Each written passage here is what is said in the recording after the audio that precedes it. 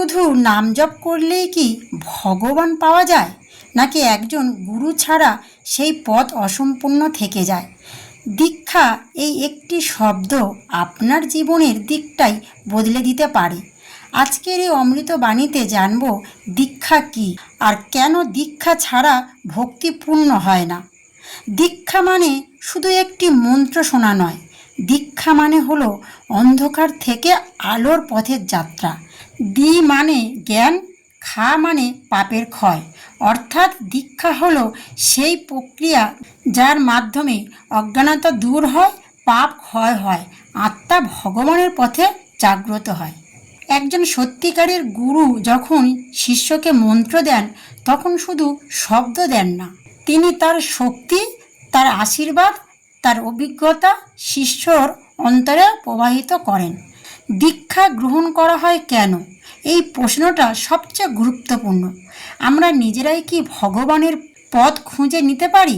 বই পড়ে কি আত্মার জাগরণ হয়? না, কারণ আধ্যাত্মিক পথ খুব সূক্ষ্ম, খুব গভীর। একজন গুরু হচ্ছেন সেই পথ প্রদর্শক, যিনি অন্ধকারে হাত ধরে পথ দেখান। এবার বলি দীক্ষা নেওয়ার কারণ। সঠিক পথ নির্দেশও পাওয়া। ভুল পথে গেলে বছর কেটে যায়, কিন্তু ফল আসে না। পাপ থেকে মুক্তি। গুরু প্রদত্ত মন্ত্র জপ করলে ভেতরের অশুদ্ধতা ধীরে ধীরে দূর হয়। দীক্ষা ছাড়া সাধনা অনেক সময় অস্থির হয়ে যায়। দীক্ষা হলো ভগবানের সাথে একটি সংযোগ তৈরি করা। প্রশ্ন হতেই পারে, দীক্ষা ছাড়া কি ভক্তি সম্ভব? হ্যাঁ, সম্ভব, কিন্তু সেটা অনেক সময় অসম্পূর্ণ থেকে যায়। যেমন শিক্ষক ছাড়া পড়াশোনা করলে কষ্ট হয়, ডাক্তার ছাড়া চিকিৎসা করলে ঝুঁকি থাকে। ঠিক তেমনি গুরু ছাড়া ভক্তি করলে পথ হারানোর সম্ভাবনা বেশি। বন্ধুরা, একটি ছোট্ট গল্প শোনাই।